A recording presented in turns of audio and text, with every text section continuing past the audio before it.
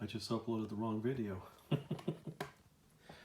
However, I am hearing some things about this plug.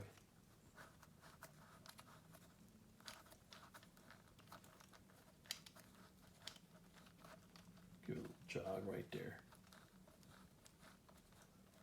Okay, it's right at the end of the threads.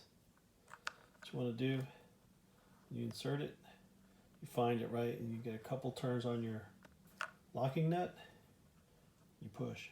See that go up? You are now going down on the pins. A couple more turns. Push it again.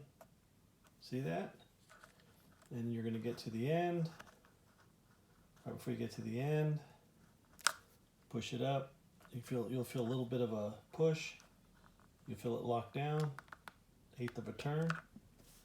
No more water or no more issues. This goes for the charging plug as well.